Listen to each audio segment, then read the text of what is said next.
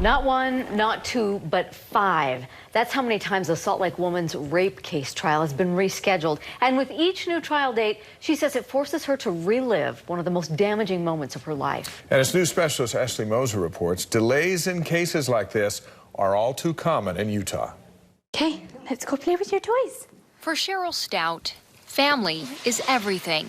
The lake was pretty, but William was worried about his book getting wet. But lately, time with her daughter has been interrupted.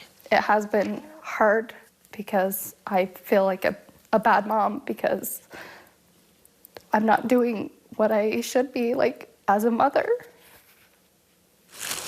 She says those inadequate feelings stem from dealing with a sexual assault that happened 8 years ago, 5 years before having her daughter. The person was a stranger. It was one of those things that people were there and saw, and the night it happened, it was overwhelming. Like, I was in shock. She went to the hospital to get a rape kit done. What had just happened, like, I just couldn't even believe it. She reported it to police, but years went by and nothing happened. No arrests, no charges filed. So she gave police a call. You know, about 2 years after it had happened, saying, where's my case at? Like, where's it at? And they were like, well, it's not tested yet. Cheryl was one of thousands of victims in the state whose rape kits were shelved and never tested. That changed in 2017 when lawmakers passed a bill funding to clear the backlog of untested kits, including Cheryl's.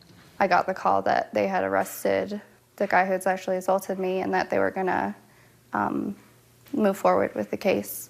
Charges were filed in February 2017. A trial date was set for January 2018. But that's when things got complicated. Everyone kept telling me, oh, it's normal, it's going to take a while. The state filed a motion saying they weren't ready to go to trial. A new date was set for May 2018. Then the defense filed a motion saying they also needed more time. The trial was pushed to November. The state filed another motion because witnesses weren't available. A 4th trial date was set for March of this year, but it was rescheduled once again to April, bumped by a higher priority case. A last-minute motion from the state has now set the trial for the end of July.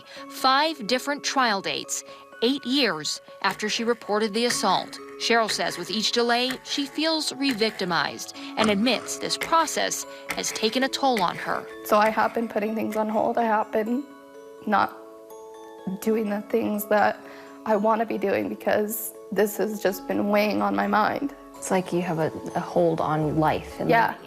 Right now, there are nearly 75 unresolved rape cases in Salt Lake County with charges going back to 2014. Some of the incidents happened years before that. Many cases have warrants out for the defendant's arrest and can't move forward until they're caught. But for the ones that are going to trial and keep getting delayed, we notice a common reason. They're bumped by a higher priority case.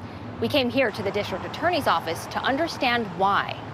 And so the breakdown generally happens that those who have felonies and are incarcerated and are their liberty interest is being impacted, that they take a higher priority than somebody who is not incarcerated. District Attorney Sim Gill says since the defendant in Cheryl's case was out on bail, her trial was bumped by another where its defendant was behind bars. Gill says this practice could be avoided by having more judges to take the cases. So I think the court has to certainly recognize that the choices that it's making and the way that it's trying to manage this is really having collateral disproportionate impact. And maybe we need to figure out a better way.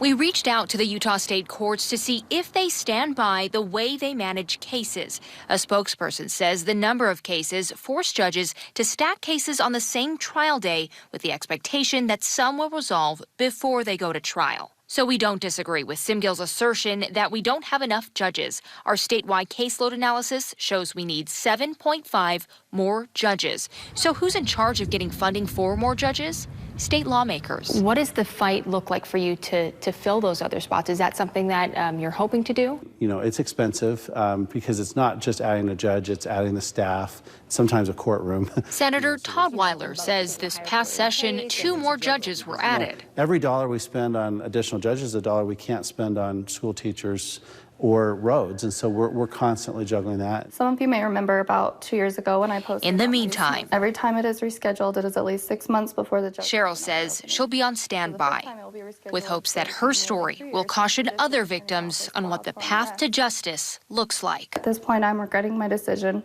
This is real life. Like, this is how the system works right now. This needs to change. I am so sick of being just a number on a list.